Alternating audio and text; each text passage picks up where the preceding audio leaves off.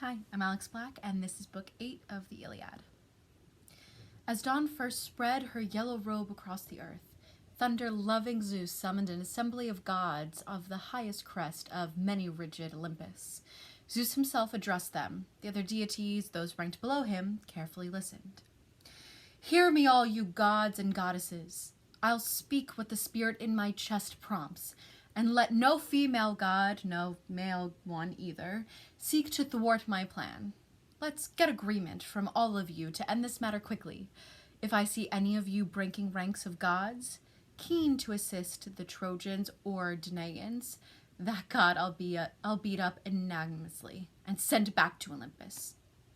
Or I'll seize him and into black Tartarus, way down into the deepest pit below the earth, where the gates are iron, the threshold bronze, as far below Hades as heaven lies above the earth. Then he'll acknowledge just how strong I am, the strongest of the gods. Come on, try it. Then everyone will know. Take a golden cord, hang it from heavens. Let gods and goddesses all together grab hold of one end and pull. You'd not drag Zeus, the highest counselor, down from heaven to the ground, never, no matter how hard you try to do it. But when I wish to pull in earnest, I'd yank up the earth itself, the sea as well. I'd loop that cord round some Olympian peak and hang it in midair, the whole of it. I'm that much stronger than the gods and men."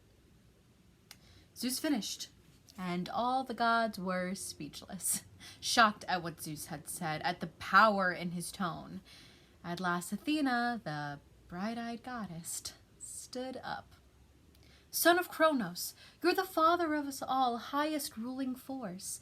We know your strength well. It's invincible. Still, we're sorry for the troops. Danaan spearmen dying, suffering dreadful fates. But we'll stand apart from battle as you wish. Although we'll give the Argives our advice, help them, and to prevent destruction of them all, just to answer your displeasure."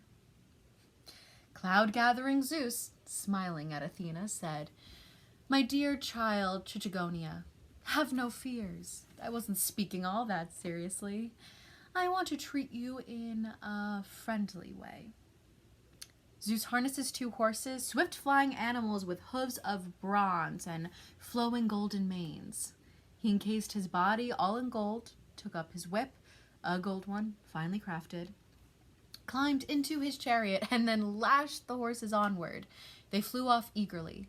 Midway between the earth and starry heaven, Zeus reached Mount Ida with its many springs, mother of wild beasts. He reached Gargos, site of his grove and temple, fragrant with sacrifice. There the father of gods and men reined in his horses, untied them from the chariot, and hid them in thick cloud. Then he sat on the mountain peak, proud and splendid, gazing down on the Trojan city, the Achaean ships. Long-haired Achaeans gulped a quick meal by their huts. Then they armed themselves.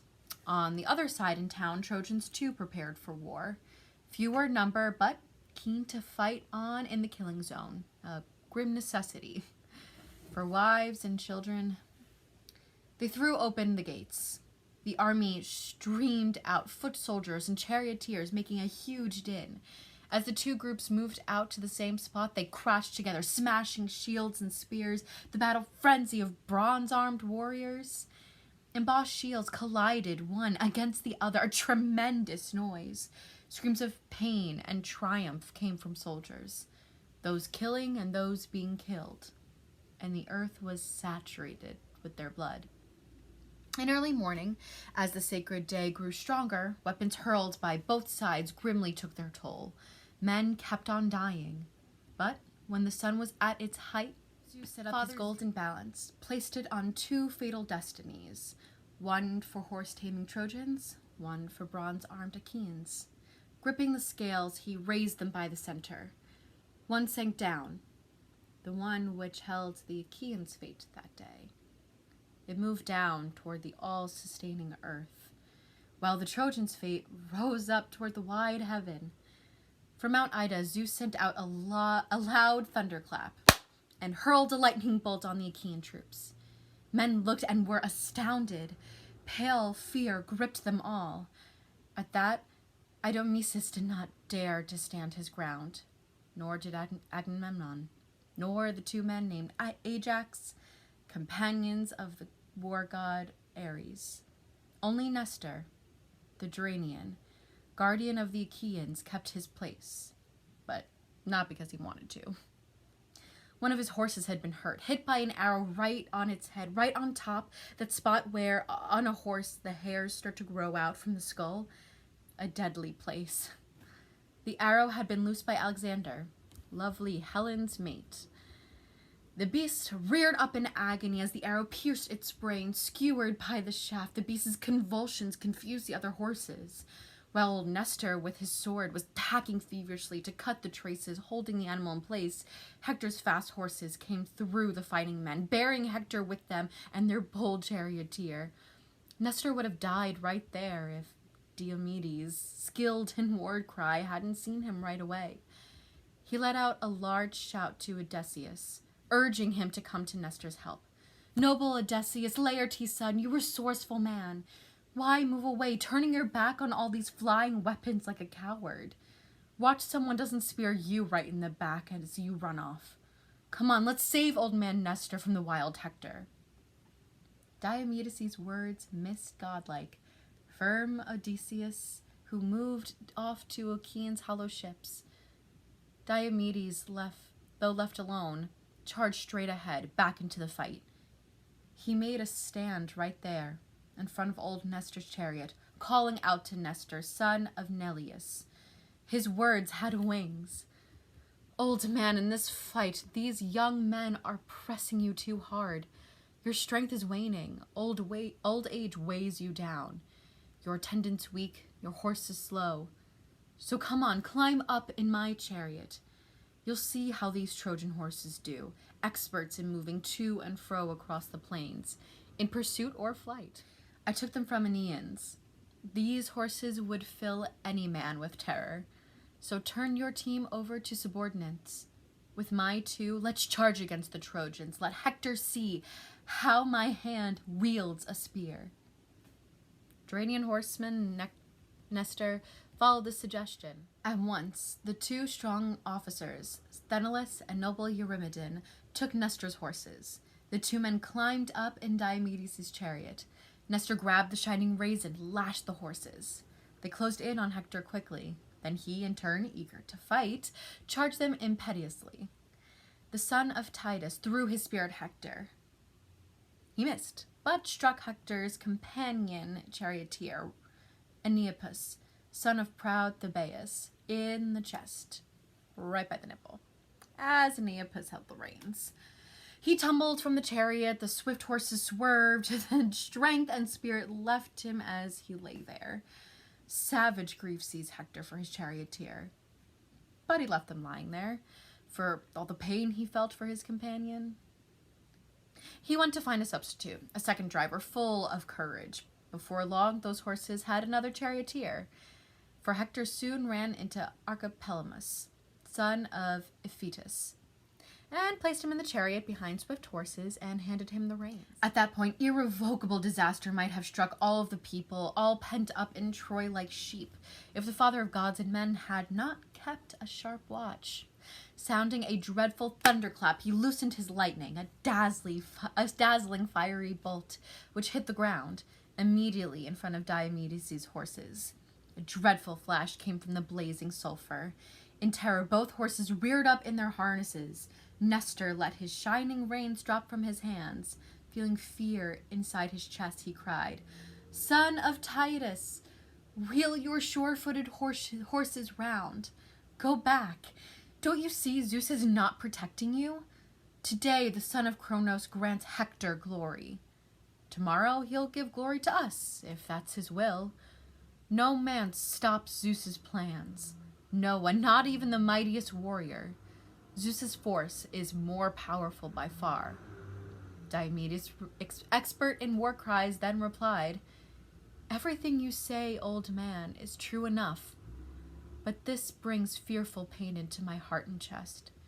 For Hector then will speak out in Troy. He'll say, the son of Titus, in fear of me, scurried off back to his ships. That's what he'll boast. Then let the other wide earth open up for me. Duranian horseman Nestor answered Diomedes, son of fiery-hearted Titus, why talk like that? Even if he slanders you and calls you a coward, he'll not convince the Trojans or Dardanians or Trojan wives married to partners of brave men you've thrown into the dirt, still in their prime. With these words, he turned the sure-footed horses back, fleeing through the battle zone. Hector and the Trojans, with a shout, threw volleys of lethal weapons at them. Hector, with his glittery helmet, yelled out, son of Titus, fast-riding Danaians at their banquets have awarded you a place of honor, with lots of meat, a wine cup always full. Now they're ashamed of you. You've turned out no better than a woman. Run off then, you coward girl.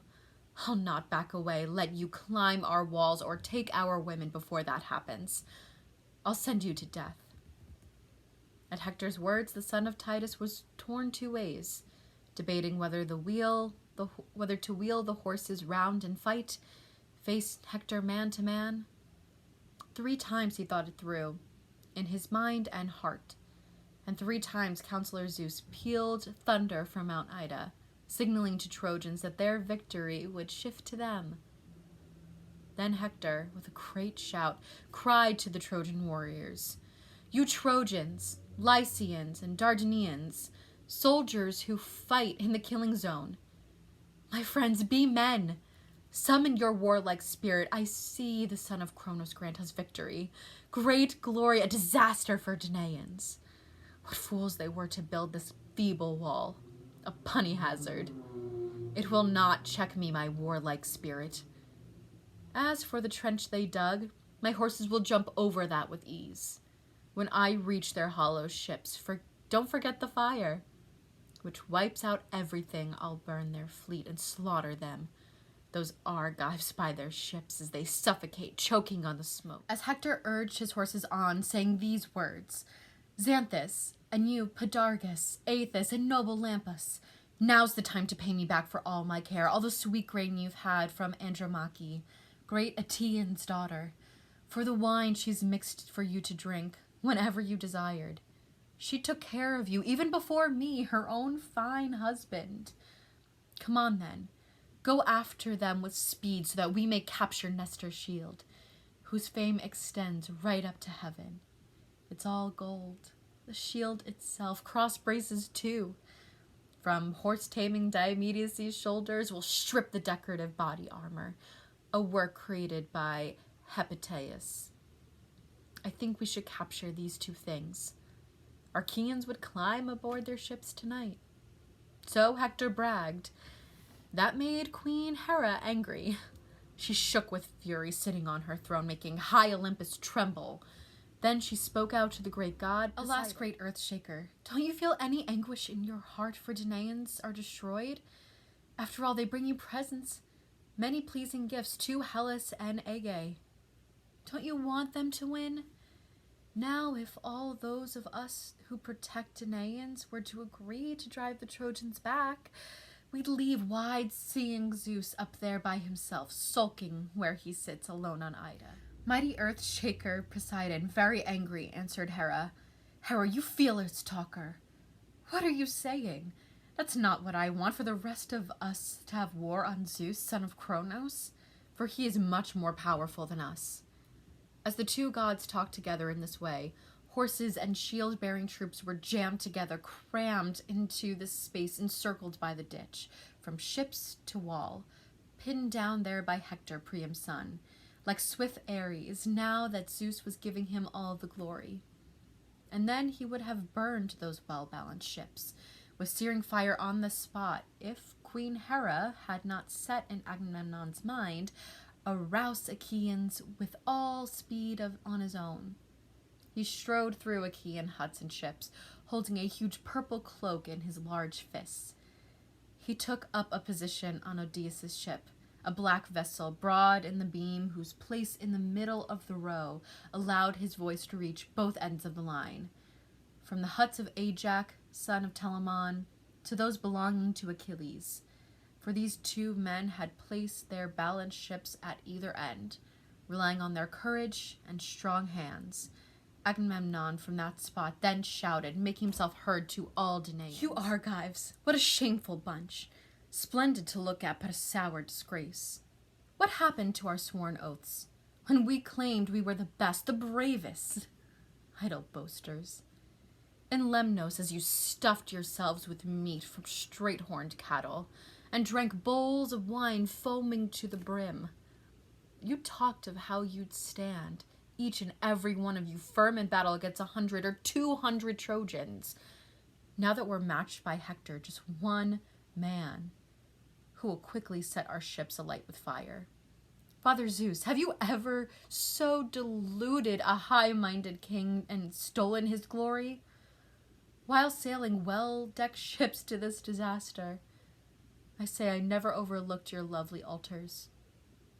On every one I burned fat and thighs of oxen. I was so keen to conquer Troy, its well-made walls, but Zeus, grant me now at least this prayer. Let us out of here alive in safety. Don't let Trojans kill Achaeans off like this." As Agamemnon spoke, tears streaming down his face, Father Zeus pitied him and nodded his assent. The army would be saved and not demolished. At once Zeus sent the surest of all bird omens, an eagle, gripping in its talons a young fawn, child of some swift deer. The eagle released the fawn, dropping it right beside that splendid altar where Achaeans sacrificed to all-knowing Zeus. Seeing that Zeus had sent the bird, men resumed the fight, attacking Trojans eagerly, their battle spirits roused. Then none of the Danaans there could claim he was quicker with his horses than Diomedes, driving them ahead and charging them through the ditch to confront their enemies face to face and fight. Well ahead of the rest, Diomedes killed his man, a well-armed Trojan, Agelaus, son of Pherdamon. He turned his team around to get away, but once he showed his back, Diomedes speared him between the shoulder blades, driving through his chest. He fell from the chariot, armor rattling round him. After Diomedes, the son of Atreus, came charging in, Agamemnon and Menelaus, and then, after them, both Ajaxes, encased in war's ferocity, followed by Idomeneus and his attendant Meronius, the equal of man-killing Ares. Then came Eurypylus, brave son of Eurymon. Ninth came Teucer, stretching his curved bow. He stood beneath the shield of Ajax, son of Telamon. As Ajax cautiously pulled his shield aside, Teucer would peer out quickly, shoot off an arrow, hit someone in the crowd, dropping that shoulder right as he stood, ending his life. Then he ducked back, crouching behind Ajax like a child beside its mother. Ajax would then conceal him with the shining shield. Oh, who were the first Trojans skillful Teucer killed? Well, Arcelius died first, then Arminius, Ophilotes, Dater, Chromius, godlike Lysophates, Amopian, son of Palameon, and Melanippus. All of these Teucer dropped one by one on fertile earth, watching him cause havoc with his bow and Trojan ranks. Agamemnon, king of men, was overjoyed. He went up, stood beside him, and then spoke out. "Teucer, son of Telamon, master of your people, my dear comrade, keep on shooting as you're doing. You'll be a saving light to all Danaans. And to your father Telamon, who raised you, took care of you, a bastard in his own home.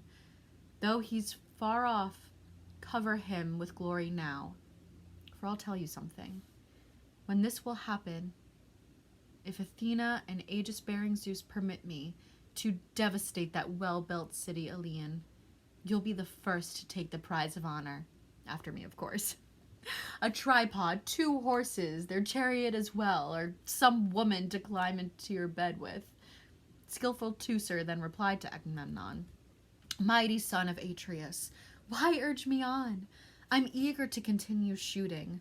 Since we first drove them back to Iliad, I've not stopped fighting as hard as I know how, cutting men down with my bow and killing them. I've shot off 8 long barbed arrows. Each one has sunk itself deep inside soldier's flesh, some strong, swift warrior. But this man, Hector, I cannot kill. He's like some crazy dog. With that, Teucer launched another arrow from his bowstring, directly facing Hector, eager to kill him. The arrow missed, but had struck some handsome Gorgathian, son of Priam, in his chest, a man whose mother, lovely Castorina, divinely beautiful, went from Esime to become a wife to Priam. Just as the head on a garden poppy leans aslant, loaded down with heavy seeds and spring rain showers, so Gargathian's head sagged below his helmet's weight. Teucer loosed yet another arrow from his bowstring, straight at Hector, his spirit still keen to hit him. Again he missed, for Apollo deflected it. But the arrow did hit Archiplemnius, Hector's bold driver, as he was coming to the fight. It struck him in the chest, right by the nipple. He fell from the chariot, the fast horses swerved. Then and there his spirit and strength abandoned him. In his heart Hector felt pain for his charioteer, but he left him there, though grieving for his comrade. He called out to his brother Cebronius, who was nearby, to take up the chariot reins. Cebronius heard him and willingly agreed. Hector jumped down from his glittering chariot with a fearful yell. Picking up a boulder lying on the ground, he went straight at Teucer. His heart aroused to hit him with it. At that moment, Teucer had just taken a sharp arrow from his quiver, set it on the bowstring, and was drawing back the bow, once again desperately eager to hit Hector. But Hector struck him with that jagged rock right on the shoulder, where the collarbones divide from the neck and chest, an especially vulnerable spot. The rock broke the bowstring and numbed his hands and wrists. Teucer fell forward on his knees and stayed there, letting his bow fall from his hand. Seeing his brother down, Ajax quickly hurried and straddled Teucer, covering him with his shield. 2 loyal attendants, Mecister, son of Echios, and noble Alistair, hoisted Teucer up. He was groaning heavily, then took him with them back to the hollow ships. Once more Olympian Zeus put force into the Trojans. They drove Achaeans right back to their deep trench. Hector at the front, proudly showing off his strength, just as some hunting dog in a swift-foot chase gets a grip on a wild boar or lion from the back. On the flank or rump, and watches that beast's every move. That's how Hector harried the long-haired Achaeans, always killing off the stragglers as they fled. By the time the Achaeans had rushed through the stakes, as they crossed the ditch, many had died at Trojans' hands. At last they halted by the ships and stayed there, calling out to one another, raising their hands. Each man prayed fervently to all the gods. Hector drove his fine-maned horses back and forth, his eyes glaring like a Gorgon or a man killing Ares. Seeing all this, white-armed Hera pitied the Achaeans. She quickly spoke these winged words to Athena.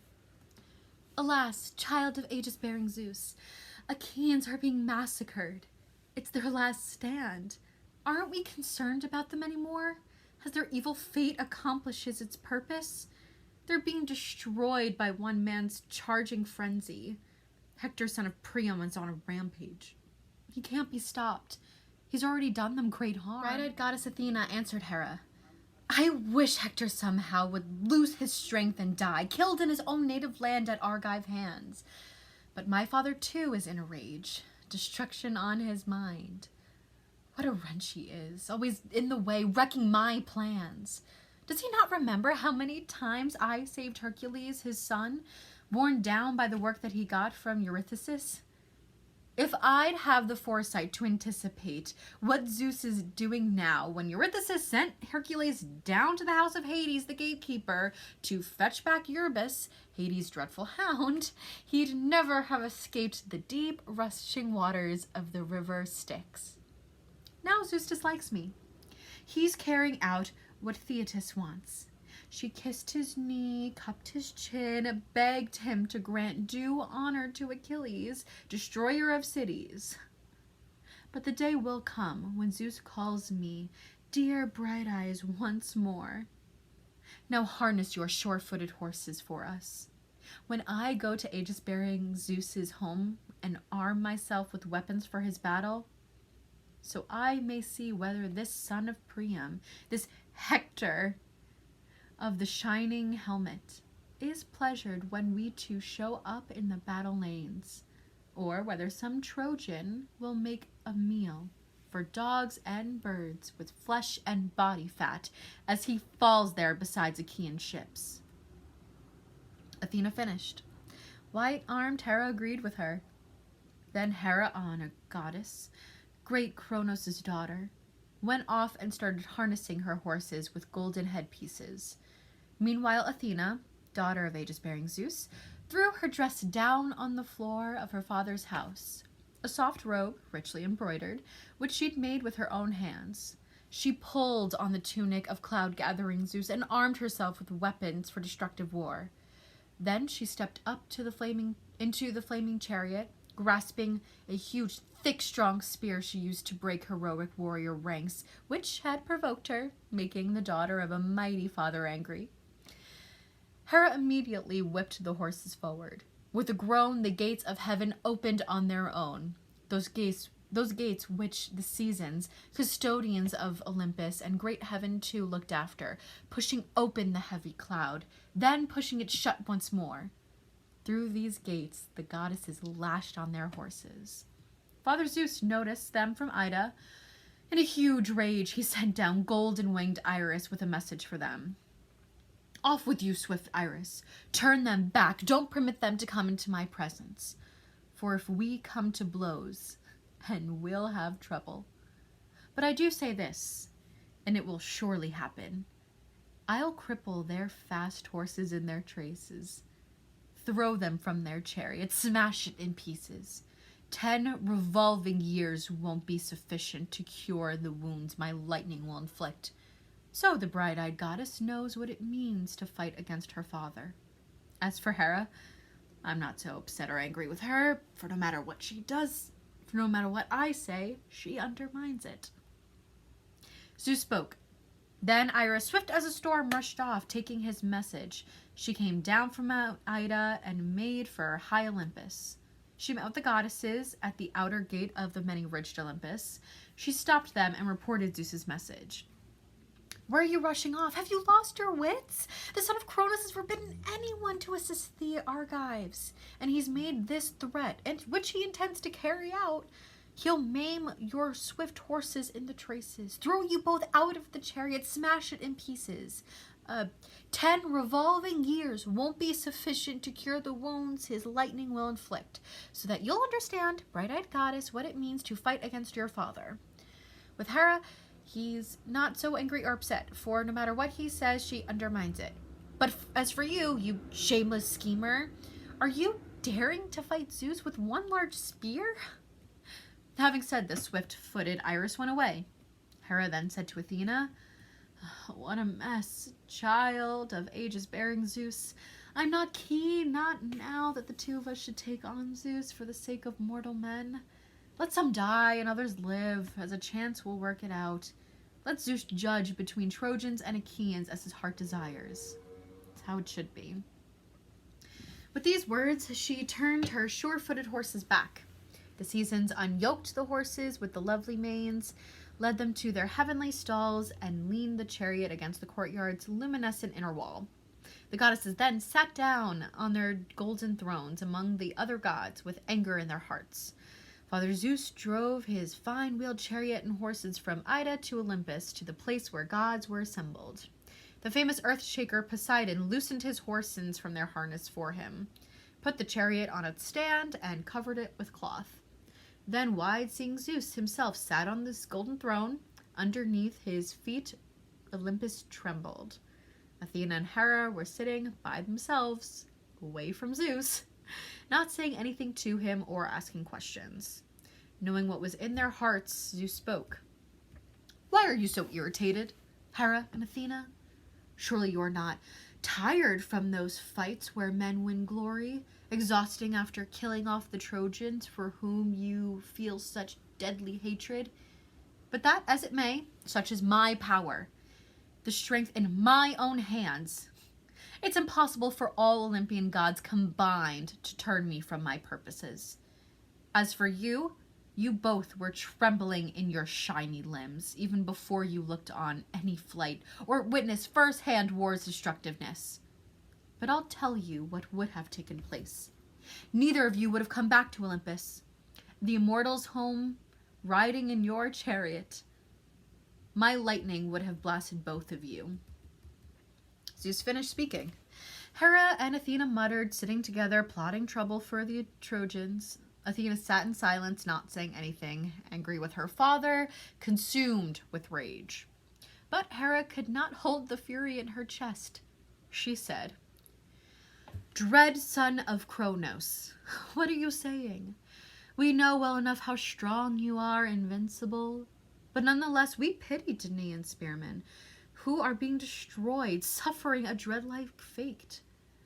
But we'll hold back, refrain from fighting, if that's your order. We'll provide useful advice to our Argives so that they don't all die from your displeasure." In response to Hera, cloud-gathering Zeus said, "Oxide Queen Hera, if you're so inclined tomorrow morning, you can witness the exalted son of Kronos as he kills many Achaean spearmen in their army. For warlike Hector won't stop fighting, until besides the ships he steers to action, swift Achilles, son of Peleus, on that day they fight with bloody desperation by the ship's sterns. They'll be battling over the body of Patroclus. That's been decreed. I don't care if that annoys you. Even if you descend to the lowest place beneath the earth and scene where Epitus and Kronos live, they get no pleasure in any sunlight from Hyperion, or any breeze in the depths of Tartarus. Even if you went as far away as that in your wandering, I'd still pay no attention to your displeasure. For you've no rival when it comes to behaving like a bitch." Well, Zeus spoke. White-armed Hera did not answer him. Now the sun's bright light sank down into the ocean, dragging black night over fertile croplands. The end of daylight made the Trojans sorrowful. The Achaeans welcomed the arrival of black night, something they had been praying for constantly. Then glorious Hector assembled all the Trojans, some distance from the ships by the swirling river, in open ground where there were no corpses in plain view. Jumping from the chariots to the ground, warriors listened for what Hector, loved by Zeus, would say. In his hand he gripped a spear 18 feet long, its bronze point glittering there in front of them, a gold ring around it. Leaning on the spear, Hector then addressed his Trojans. "Listen to me, you Trojans, Dardanians, you allies.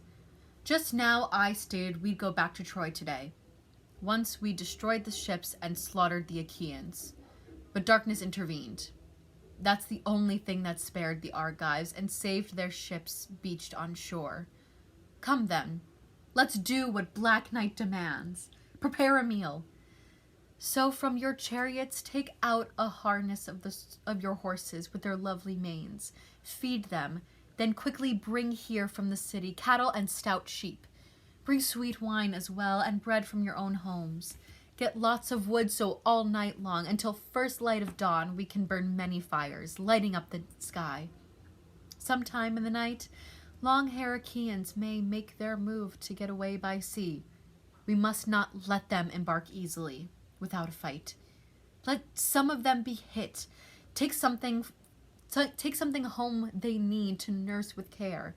An arrow wound, a slash from some sharp spear as they jump into their ships. So someone else will think twice about bringing wretched war upon horse-taming Trojans. Let the call go out from heralds who Zeus loves, through all the city, for growing boys and gray-haired men to camp up on the city walls built by the gods. Each grown woman get ready a large fire in her home.